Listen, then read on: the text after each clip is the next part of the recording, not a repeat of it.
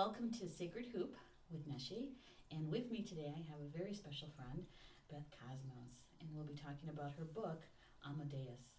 And like for every other show we've ever done, we'll be opening the directions and calling in spirit. So if you'd please join me, we'll do that now.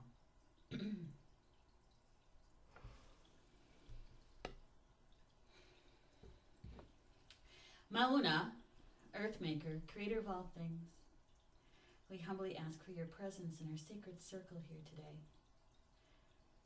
so that we may have our sacred space to open our hearts and chat with our friend Beth about her work through Ama Deus. We ask you to please come to be with us.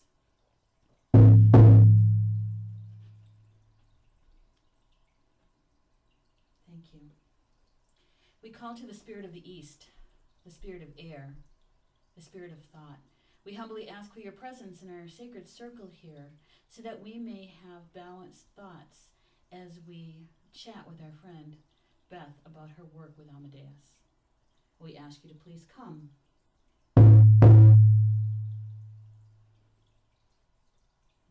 Thank you. We call to the spirit of the South, the spirit of fire, the spirit of energy. We humbly ask for your presence in our sacred circle here today, so that we may have balanced energies as we chat and share with our friend Beth about her work with Ama Deus. And we ask you to please come.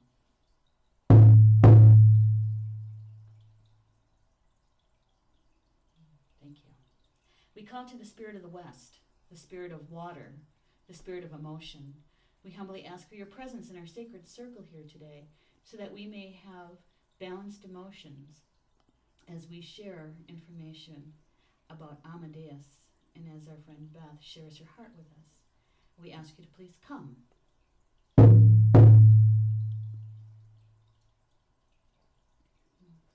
you.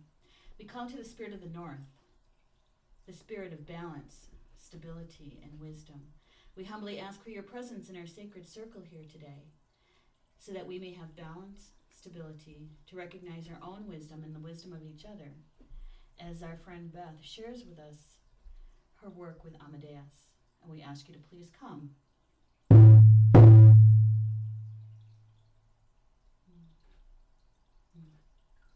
Thank you. We call to Mother Earth, Grandmother. We ask you to please come close, to be with us, to feel our love for you, and so we may feel your love coming to us. And we ask you to please come.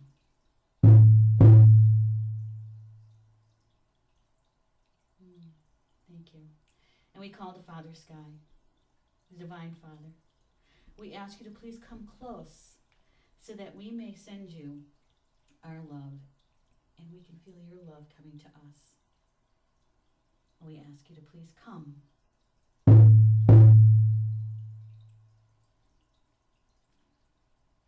Thank you. We also call to our guides, guardians, angels, teachers, and allies, all those who work with us for our highest good, to be here with us, to communicate with us, to guide us. Thank you, thank you, thank you. Miigwech, aho. Wow, thank you, Beth, for being here with us today. Thank you, Neshi. So we can talk about your work. Oh, I'm excited. Yeah, me too. Me too. And so just a little bit about Beth, and I've got her book right here in front of me, and it's a gorgeous cover. Love the color. It's kind of an orange sacral color. That's that creation color, huh? So Beth, you're a PhD. You've practiced integrative therapies for 25 years? No. Wow.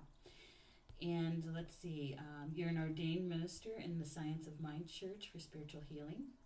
Your formal education is about the PhD and THD from the Holos University Graduate Seminary and a BS from Michigan State University.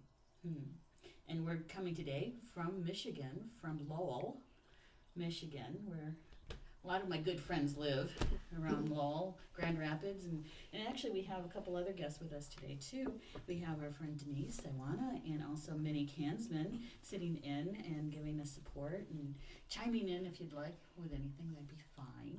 You know, it's kind of like a friend circle. We're literally sitting in Beth's dining room. And so, you know what? You should just pull up a chair and get a cup of tea and join us, right?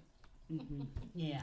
So, Beth, your book, I know that it comes from a South American teacher. Why don't you tell us a little bit about him, if you will? Alberto Yeah. Aguas was my teacher, and Alberto was born a healer, a brilliant healer. This was a natural ability that he came in with, and he recognized this when he was 5 years old.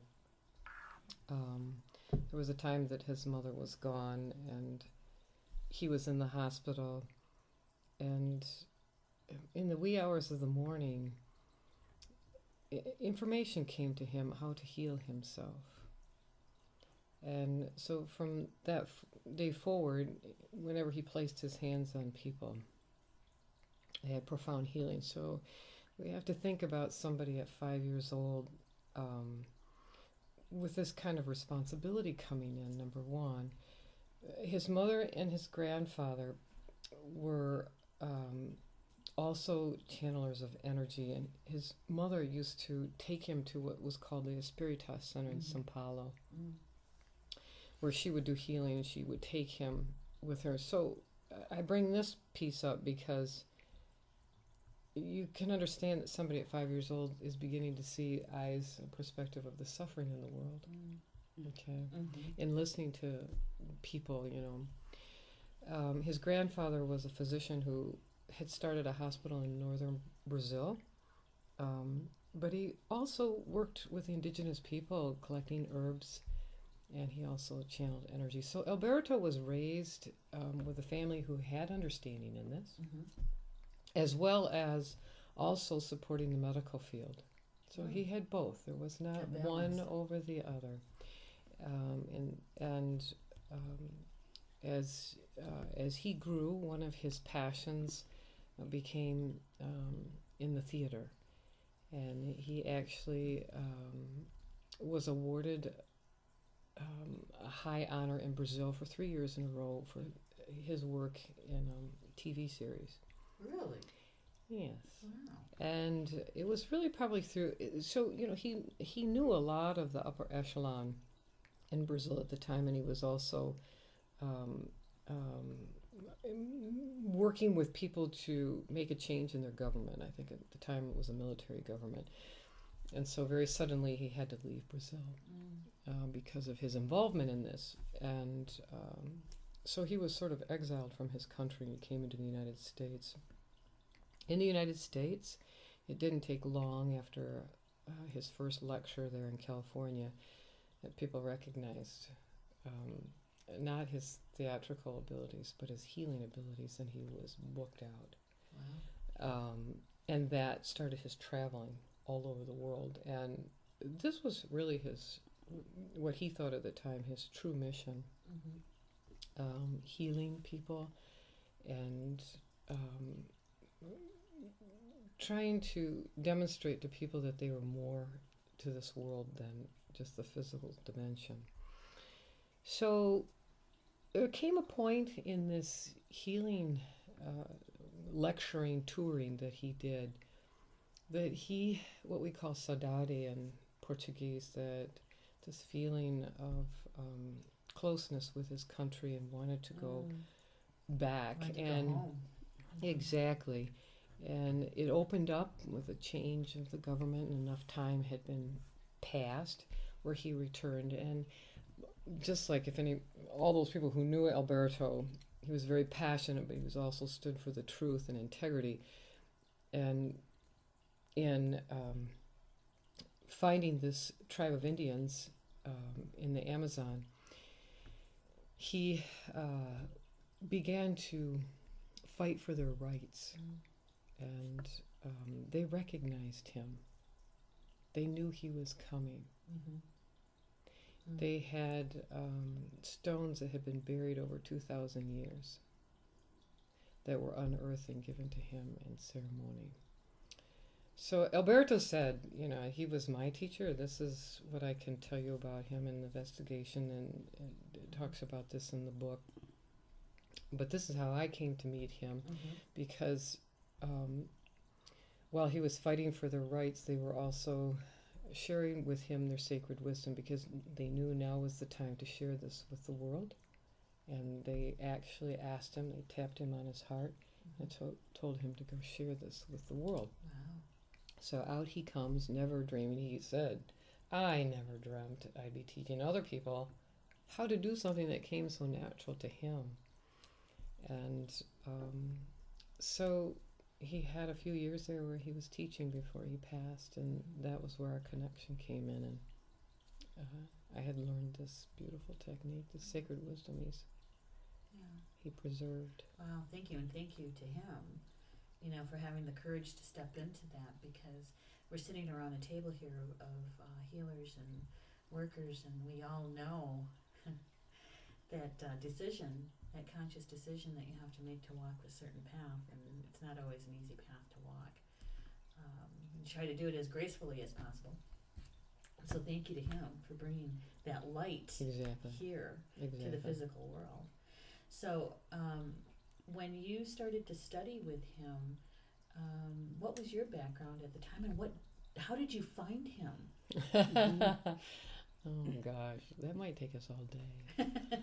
There were some beautiful things that led up to that. But basically, just like everyone else out there and everybody at this table, you have, you've been connected from before you can remember. And certain things happen in your life. And I was very much working something very specifically. And this was the first time I really had stepped out and taken a class without some close friends that were very gifted in spiritual ways. So I had a comfort zone of, because this is back in the 80s. When things were whispered and sure. talked about in code, right? Sure. And so when I did take this class, I had stepped out at first and then, wondered why I had, but it was okay. I stepped through it. And for me, what happened when I was initiated into the sacred wisdom that he was carrying is that I went home. I think everything that I had been searching for all my life just kind of came full circle. I felt like I was at the beginning of it again. Oh, aha, here we are. So what was my background? My background was that, I was, my major was in archaeology. But I was always questioning life, and I think that the love of the ancient worlds and the wisdom that I was trying to seek, whether I knew or I didn't know, was contained within there. Where are these answers? And, we all have that question, what is life about? But more so for me is, I want to know, what did love have to do with all of this? Yeah, what has love got to do with it? Exactly. Yeah. Just like that song, what does love got to do with all this? I was fortunate because I was raised by two parents that were in a 30-year love affair. And, every song that you hear on the radio, everything around you is about this. What does this really have to do with healing and life? We know that it's powerful, but I wanted to have an intimate relationship on a spiritual level and understand it. Ama Deus brought me to that threshold. Yeah. Could you share with us, what does the term Ama and Deus mean? Beautiful. Thank you for asking that. Alberto opened every class. He never talked, he never said anything. He just turned and wrote the words, Ama Deus. And in his booming, rich voice, he would say, Ama is to love. Deus is God. Now, this title is obviously not Guarani, from the people that it comes from, or Portuguese. I mean, it does have a Latin background from the Romance languages. And Alberto always said, this is Latin for to love God. I don't have the direct reason, but I can only assume or surmise that he didn't want this related to any one culture. Love is universal. It's for all. And it's not for us to relate that it's coming from the Guarani or coming from a Portuguese healer or a Brazilian healer, that this keeps it universal when you say it's Latin to love. It's a language that's not spoken anymore, and so And I love it, that it's called a romance language, right? It's all about love. There you go. Very good. What? Good. That was good. I haven't thought of that, but that's nice. Oh my goodness. So, okay, it's a healing. It's a method of healing. Yes. And you're working with energy, obviously, and Mhm. love. And Mhm. so, can you just kind of share with us, what would it be like if we were going to be in a session with you? Could we expect? Well, first off, I would say that with Ama Deus, you're tapping into a stream of consciousness that's related to a particular thought, Mm-hmm. and that thought is love. Mm. And every time we invoke it, every time you work with it, you are bringing love into this dimension.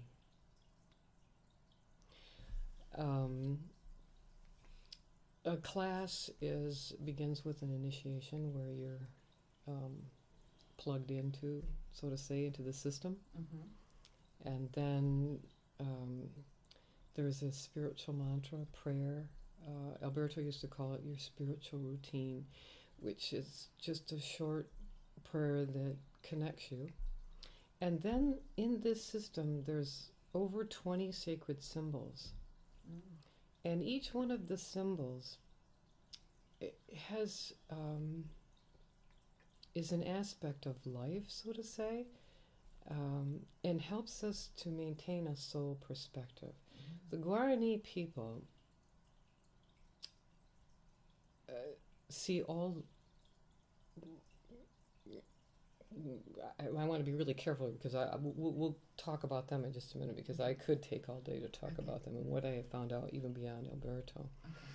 But the beauty that I found so enriching in this method is that in just using it, it aligns you with your soul. Mm. It keeps you in alignment with the soul, which isn't this all what the great shift is about? Mhm.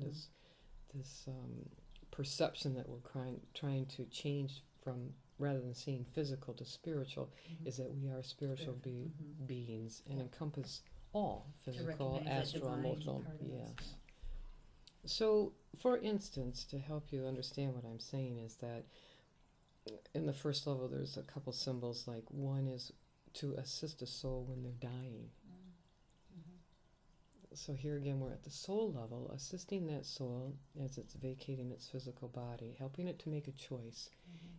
surrounding it in love so that it can make that choice. Mhm. Another symbol is when someone has transitioned, has left the physical body, and this aids the soul to move to the light in peace. So many times when we exit, there's still fear around that process and what's going to happen. And so we can surround the soul in light and love to help move in peace. And yet, in the second level, there's a symbol that assists a soul when they're coming in. Oh yeah. First 3 months of life, Mhm. we know that the soul is still in the spiritual dimension. Physically, mentally, emotionally, you're helping this soul to adjust to the vibration here. Mhm. So again, the system of love is enveloping that soul, helping it to fully integrate. Exactly. Acclimate to this dimension. Exactly. This vibration. And there's many in here that that work at a soul level. Mhm. Some for how many of us have behaviors that keep repeating themselves and we can't understand why. So Right. it will take you to that point. What started all of this? Get to the root. Mm-hmm. Yeah. So all of it keeps us and helps us to maintain that soul perspective. And the beauty of having a symbol to assist is allow the mental mind to get out of the way Mhm. and allow the energy to pass through you as hollow, as Fool's Crow used to say, as Yeah. a hollow A bone, Uh-huh. and to be as open and the less we limit with our mind, Mhm. the more potential Mhm. possibility for that Yeah. healing. I just said it earlier today, is that we're more similar than we are dissimilar, right? And one of the things that in my work through Drunvalo's work is about that being that singular and that standing in that divine light of the Creator where there's no polarity or duality, that you're in your heart. And it's all about love. It's all about love. And so in my world, you know, it's that whether you're coming into the physical body as that baby or you're leaving that physical body and going back into spirit, there's that transition point where you really feel like you're watching this passing. These souls are passing each other, one saying, hey, I'm going down, I'm going back. You know, there's this sensation of when it's pure love. When it's pure love. Mm-hmm. And to be in that place when you're assisting someone else to remember, because they already know. It's just opening that channel for them to be able to be in that sacred space to remember. And it sounds like that's what your teacher did for you, and that's what you do for others that come to you. That's what it sounds like to me anyway. It's a feeling. Yes, it's nice of you to say. I you know, love is invincible. We hear so often that it can move mountains. And I think Ama Deus is coming into its own time. We're talking about, you know, this shift of perception that is coming from 2012 to 13. And, you know, early on in the spiritual awakening, if we want to go back to the Beatles, I mean, it was all more about meditating and bringing that into this culture because we were so much in our heads. And this was the first way we could introduce something spiritual and meditate. And, oh, wow, we got so enamored with that and studying the brain and what it can do and everything. And, oh, wow. But, you know, recently, many of the spiritual leaders, probably in the last 3 years, the research is shifting now to what's emanating from the heart center. That's right. And the heart center is magnetized so much greater than the magnitude that they can measure from the brain. Right. So all of a sudden now is, aha, what is the potential here? Right. So as they're going around and visiting these different indigenous people, they all, no matter what they're doing, before they begin their healing or whatever, it is about being here. That's right. And where the heart leads and the mind is subservient to the heart. Integrated. Yes. Yes, absolutely. And it's beautiful. So I feel like all of a sudden, you know, he brought this out for where it had been safeguarded, this healing method that we're talking about, and opened it back up to the world again. But the timing, I think he knew exactly what he was doing, why it was so important. Well, you know, when you listen to spirit and they're guiding you, your higher self, your soul self is the one that's really in the lead, right? That certain doors get open, certain pathways get open, and it's all in divine timing. And as we're sitting here with these ladies around this table, this round table, and they're very talkative usually. They're doing very, very well in supporting Beth and sharing. And well, it's true. You know, we're friends, and we've past lives together, I'm sure, and to be able to come into this one at this juncture that you were talking about, beautiful. You know, that we're actually able to experience this together and to help to be those way showers, because that's what we are. We're way showers, and that we've actually stepped into that. And Beth, you know, I know it's not easy to birth a book, you know, and so just as why did you decide to write this and do it now? Interesting, Neshi. Great question. You know, I first started my intention, or what I thought was going to be my intention, in writing this book was out of respect, homage to my teacher, to who I learned from. When Alberto passed, the baton was sort of put in my lap to make that choice. When did he pass? 92. 92, okay. And I picked it up, and I began teaching, and there just came a point where I realized in sharing the information that people wanted more. So that's when I wanted to do more investigation on the Guarani themselves and why he was so enamored with these people. But it was more in intention to give back to him and give honor. Plus, he loved being in the limelight. He loved the fact that there's a book out on him. No, I'm kidding. And people who know Alberto hear me say that, they'll really be laughing. Yeah. But then Neshi, it shifted because this book sort of took on its own path, and I listened, and I had to hold fast too, because we were even going to have a publisher pick it up, but how they wanted to change it and what they wanted to do, I went, no. I kept, so I stayed with it, and this book evolved into something more than I really realized. And when you do write a book, it's another step in healing. Mm-hmm.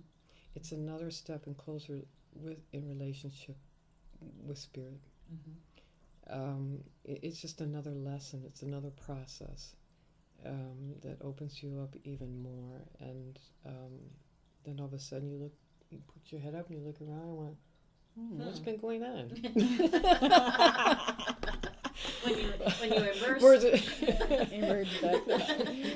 when you come back and say, hey, okay, so what happened?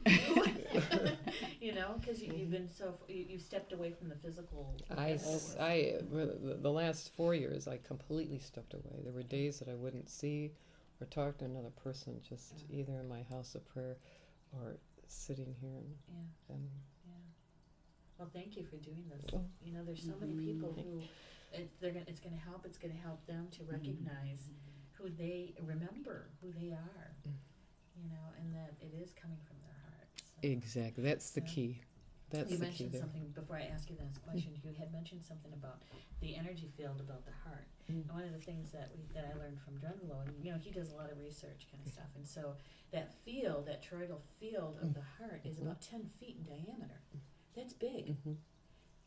That's the sacred space of the heart, and then there's a smaller field within that from the tiny space that is within that, and so we actually have these two toroidal fields around us, and so when you're talking about coming from your heart, there you have, and everybody has this. It's just remembering that it's there, that you have this field that you can tap into any time. We listen. We hear often about listening to the quiet voice. Spirit is so loving, is so gentle, strong, but gentle, so kind, and it's like the patient, wise person who's waiting for us to finally settle down and listen, and it's all there within you. It's all there. The Onondaga, they're part of the Iroquois Nation. The Onondaga talk about going into the silence, and I've used that in my teaching and stuff to explain to students about going into the silence and putting their thin ears on to listen to spirit. But really, I've come to feel that maybe what the Onondaga people were talking about was going into their heart to listen, to going into that silence. Because in the tiny space, it is the quietest place to be. And so I think I'm going to use that as a segue. If you want to share with us a little bit about, and if you could help me with the pronunciation of the people that you're talking to. Sure. The Guarani. The Guarani. Guarani. Yeah, so if you want to share with us about the Guarani. I think what you were just saying, I wouldn't even assume, I would absolutely believe that that's where they were coming from. Because all indigenous people, all people who work with spirit and are more in the spirit realm than they are in the physical and with nature, know that this is the space that they're moving from. The Guarani, there's probably more than 150 some tribes in the Amazon. And so it was one of the reasons, why did he why did he cross paths with these particular people? And what was it that he became so enamored with? Well, Right.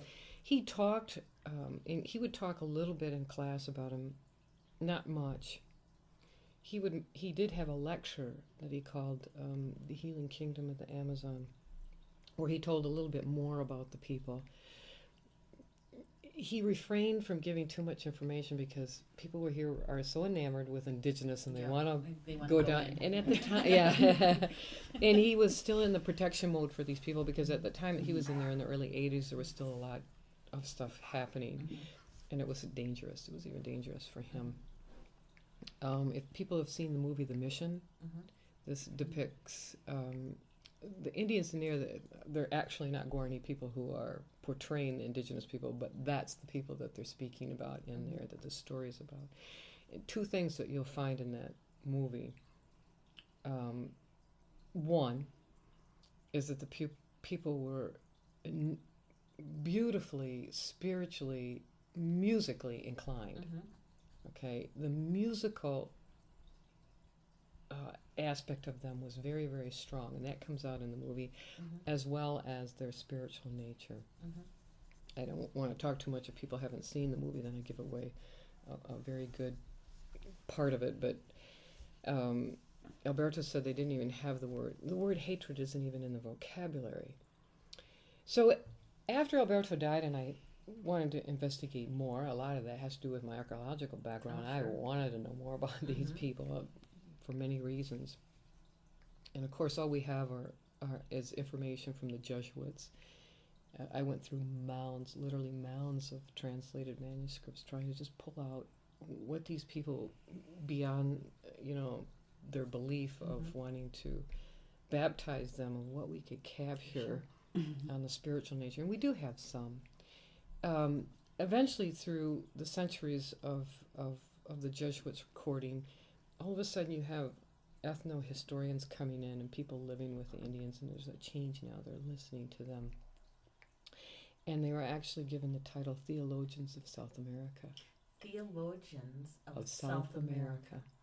Their spiritual practice is still so strong, so high, so potent that they were given this title. In their social class is measured by how many sacred songs you have.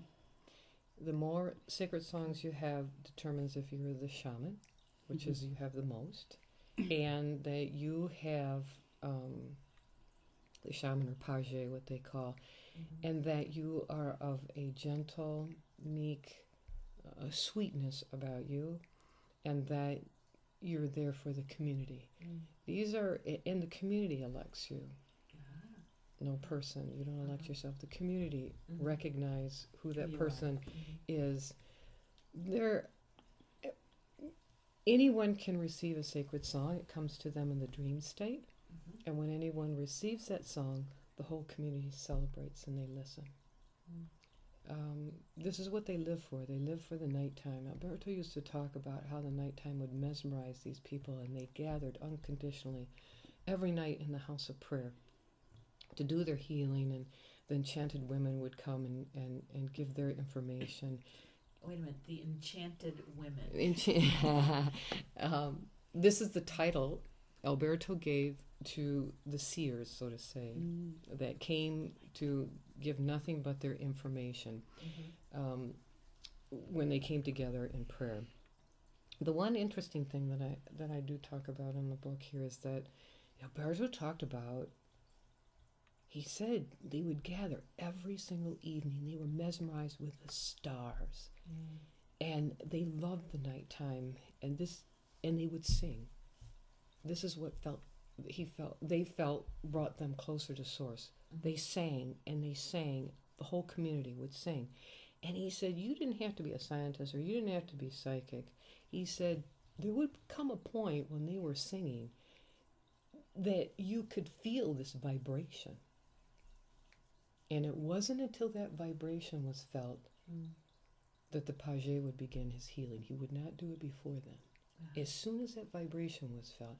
And to me, Neshi goes back to the heart. I feel it was at the point that all hearts became synchronized. Yes. Mm-hmm. And that vibration was so powerful that was felt. Then he would begin. And the whole time, he would be doing the healing work, which he allowed Alberto to be alongside of him and do it with him, hands on or within. He would say over and over again, Yendeavor, the Yendeavor, the Yendeavor. That's what he would be chanting. And that's the Guarani word for love. It's literally translated all the people. But Alberto said this is the word for love. The whole time that they would be healing, this is what he'd be saying. These people still live very simply. They still practice very much. They're this people. They're holding on to these traditions. I've had an opportunity to be with them, and they're beautiful people, and I can see why they have this title, Theologians of South America, and why he was so enamored with them. Yeah, I like that. Theologians of South America. It's very lyrical. Very lyrical. Let's check it out anytime. Well, Beth, one of the things that I'd like people to know is that if they wanted to come and take a class with you, where can they find you?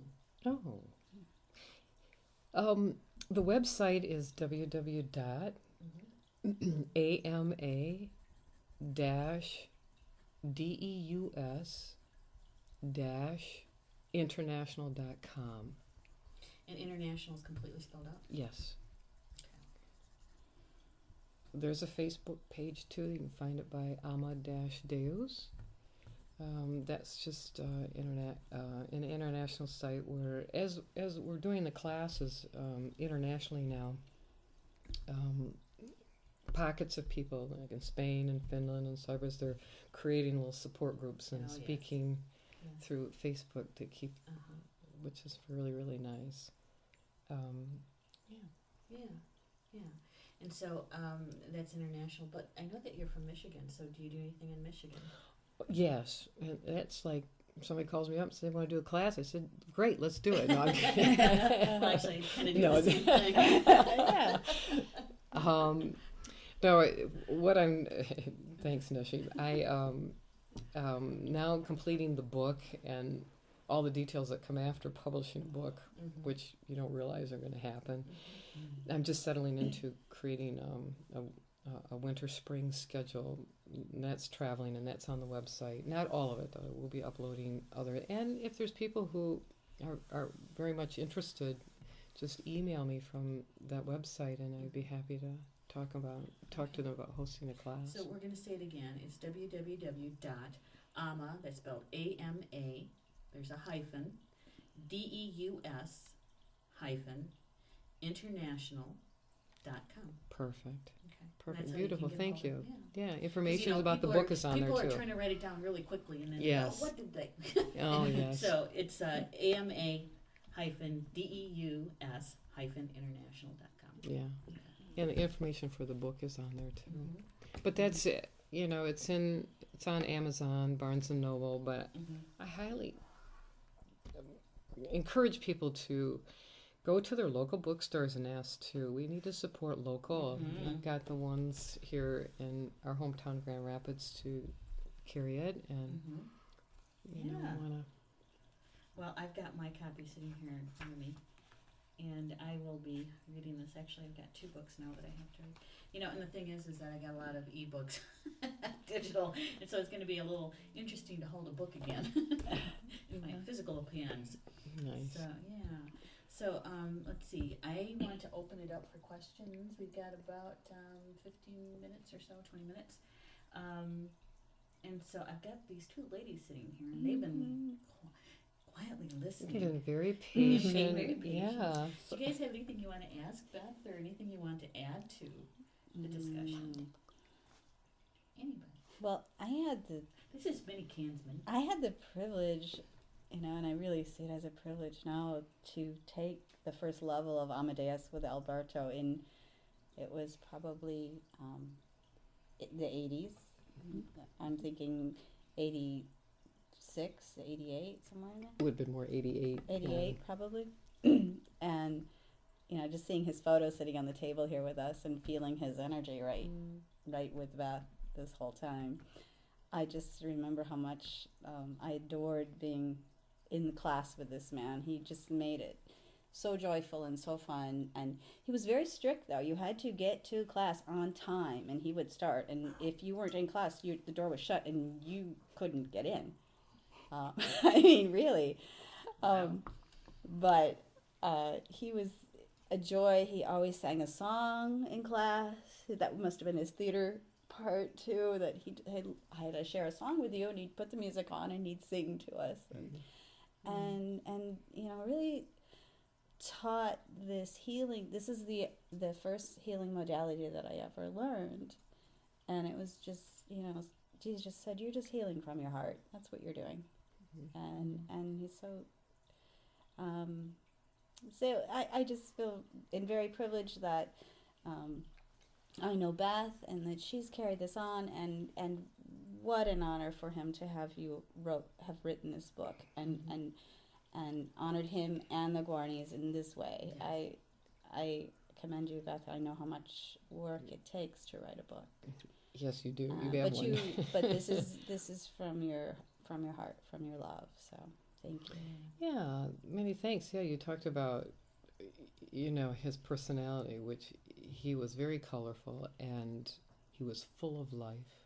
He loved people. He could walk in a room and you would stop because he could literally throw love out. He could emanate it out and it would literally hit you. He was a phenomenal person in terms of his abilities. Really. He was very humble. A lot of people didn't know the extent of what his abilities were. But very profound person. And he sang because that was the aspect of the Guarani, that singing was so important. And he was looking for the ways of how you open this up to the Western world too. And you noticed that when he did sing, closed his eyes and he would be singing. He didn't care what anybody else was doing. If you wanted to join him, fine. If you didn't, it was a bad. He was so infectious, you did. Didn't you? Yeah. No, he loved life, and I'm not so sure if he was a teacher as if he wanted to share this information. That's what I'm saying when you talk about your strictness. He was a healer, and he meant business. And if you were coming here, he wanted people to heal. And there wasn't anything that he said that would not be in alignment for people's healing. He could see where everyone was at. In the end of a class, not only did he hug people, but he gave a message to every person. And it was directly related to what that person needed for healing. Yeah. So you're right, Minnie. He was all business about it. Wow, and that was in 88. No, it was in the later 80s. Probably 88, 89, yeah. And where did you take that class? At the Great Lakes. Well, it was Frontier Fellowship at that time, the week-long retreat. Did you bring him there, Beth? Or no, that was Cindy. Cindy did. Cindy and JB were the first ones that brought him here after they had seen him out in the Midwest. He had just opened up this teaching. He had done some in, who was in the Midwest, Minneapolis area when they had the sister to the fellowship, and then Montreal. Those are the places here in the United States that, and so they had seen him. So he was doing Frontier Fellowship circuit. Yes. Yeah. Yes. And for 88 to be in the Midwest. Oh, I'm telling you. Yeah. I'm telling you. Yeah. Well, the first time he came into this area was 89. Okay. And he taught for 3 years after that until he passed. So he was just getting this launched. Yeah. He came and did what he had to do because he meant business. Got it done. Got it. Gonna move on to the next thing. Got Beth on board. Got his author on board. Yeah. Denise, do you have anything for us?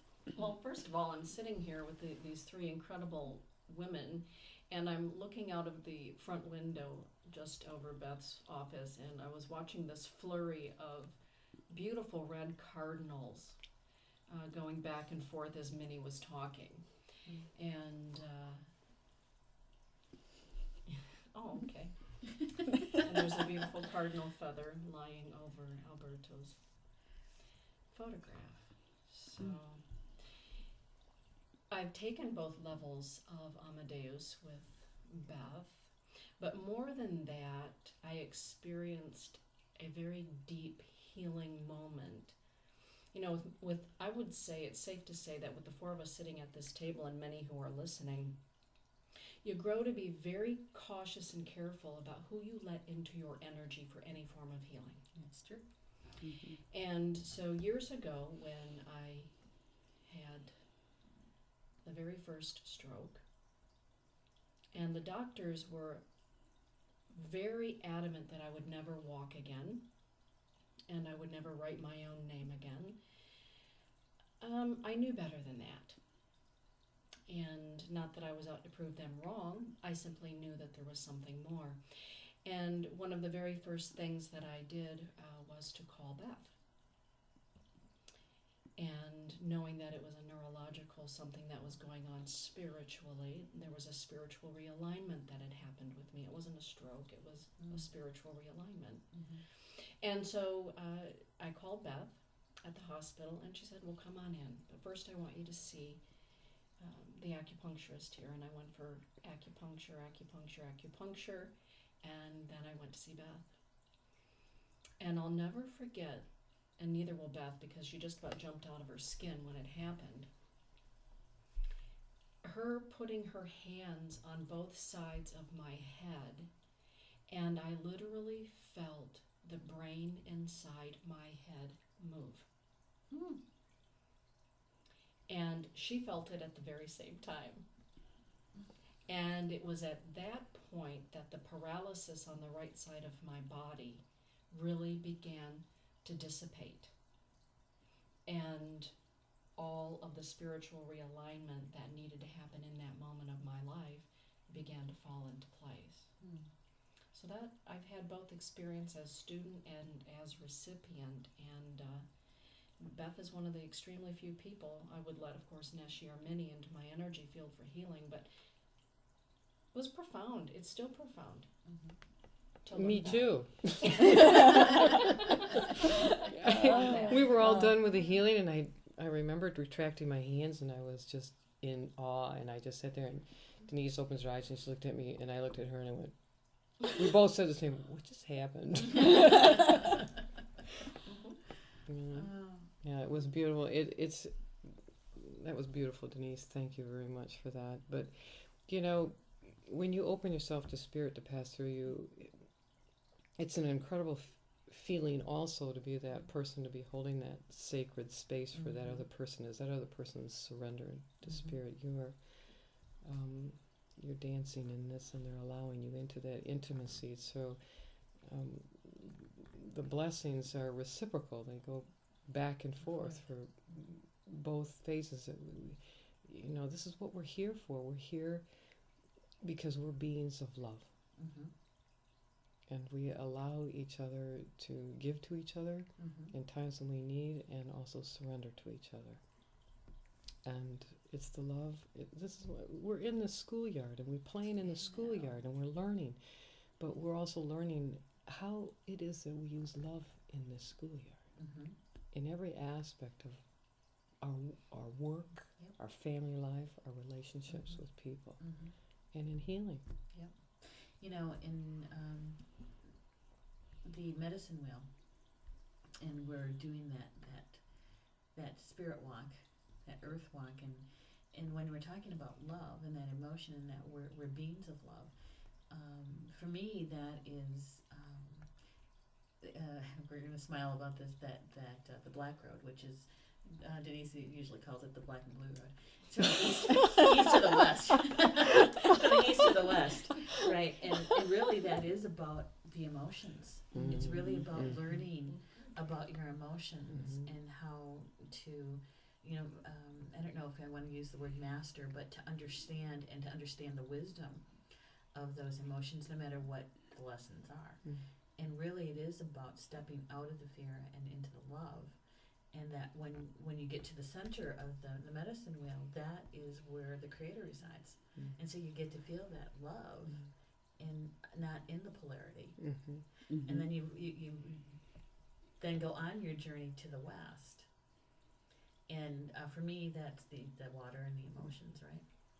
And taking all of that wisdom that you just learned and going from the south to the north on the good road and taking it back to your community and serving your community in whatever gifts that you have.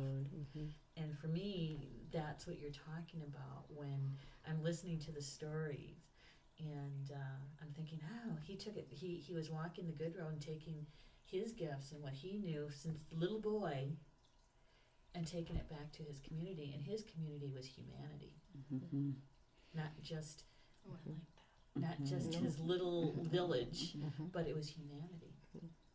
And I see that in you. And it's still spreading out with this Yes. book. Yeah. Is just Yeah, no, I think at some point, Neshi, I think you're right on. It's a beautiful observation. I think I say that somewhere in this book that this is written very interesting because there's a fiction piece interwoven with a nonfiction. I don't want to give it away too much, but he was destined not to be just for one community. It was for many. That was It was his for the role. all. Yeah, he knew that. I wish I could have met him. Oh. Well, he's here with us right now. He's like, hey. So that's why I answered you this morning in Spanish. I get that now. Okay. Well, we got about 10 minutes. Let's see. Is there anything that you would like us to know, either about the book or about the healing practice, something that we haven't covered yet that you feel that is really needs to be shared with those that are listening? You know, I think you beautifully touched on the wonderful parts of all of this. I think if people were to go away from this interview and like, what was that all about? I would hope that it would enlighten each person to really examine their life. And it really doesn't matter what technique they're using, what spiritual technique they're using, but to go to that spiritual technique, whatever really calls to them, and are they really moving from their heart? Doesn't matter what technique we're using. Alberto talked about this. Oh, that's what we can talk about. He talked about, because his whole thing was about healing. He wanted people to heal. And he said over and over again, if you do not love, you're not healing. You cannot heal unless you first love. Unless you're in love. Yeah. And so, you know, when he came across this, he was saying this before he was introduced to Ama Deus. He said this. As he was doing his healing, people used to look at, you know, people, oh, you've got this person standing there, you got that person standing there. He would refuse to tell people his birth date because he didn't want people doing charts and talking about this or that, you know, or he's green or yellow or what. He would say this. I'm all these other colors. Oh, no, I'm not.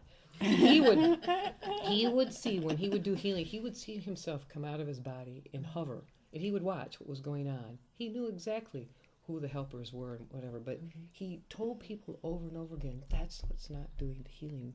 Don't become enamored with this part of it. What's doing the healing is the love. Yes. That's what's healing.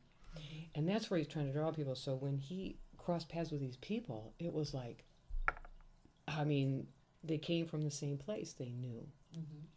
And so it's not to say that you have to, that Ama Deus is the one. It's not. It's whatever you're doing.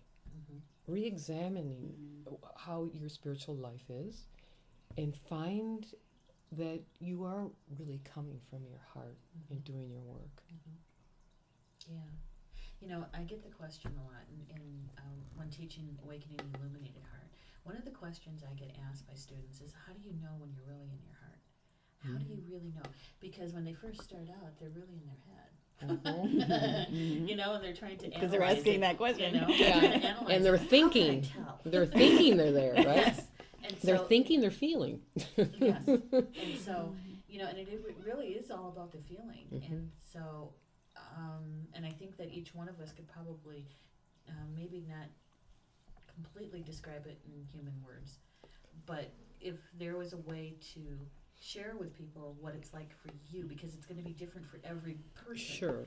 So what is it like for you when you know that you're coming from your heart? Well, I think I could come out to a general statement here. Let's go back to thinking, why were the Guarani so musically inclined?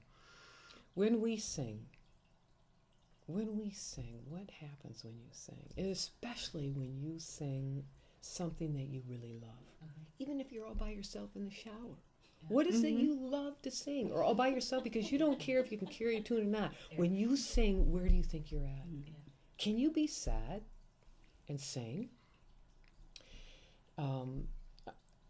I often think when I've studied about music and what does this resonance have to do with gathering us into the heart center is, what about in our own history here in the United States when we had slavery, and they used to sing in the fields. Yep. These people brought their spirituality with them, and this is how they could maintain. They sang, didn't they? Yep. All indigenous people sang. And Alberto talks about that when he would ask the children what they were doing when they were doing healing. He'd say, first breathe. Breathe, breathe, breathe. Get connected to spirit, and then they sing. Singing empties the mind, they'd say. So I could say it generically, that find something that resonates in your heart that you can sing, because then you'll recognize the feeling. That's the feeling you want. Very good. We have a bunch of people singing. Hallelujah. No, mine is, when I think about songs, there's a couple of them that always pop into my head. There's one that, Walking on Sunshine. I love that song. You can't sing that song without smiling. And then when Spirit's talking to me and I'm trying to multitask, but the song I hear in my head is slow down, you move too fast. You got to make the morning last. Just kicking down the cobblestones. Feeling groovy. I have to tell you, that's really cute, because many times I would be writing and I would hear the music, and all of a sudden it kept coming through as songs. It kept coming through as songs, and I start laughing because the editors say, I read this part and it made me start to sing. We got to change that because it made me start singing Tina Turner's song. What does love got to do with it? I said, but that's all right. It's okay. That's all right. Yeah, definitely. An hour always goes so fast. Oh. So we're at the end of the hour, and so I just want to thank you, Beth, for allowing us to do this with you, the opportunity. Thanking Creator in providing the opportunity. Beautiful. Thank you, Neshi. Beautiful circle that you and thank you to your here. teacher. Alberto, yes. And Nagor.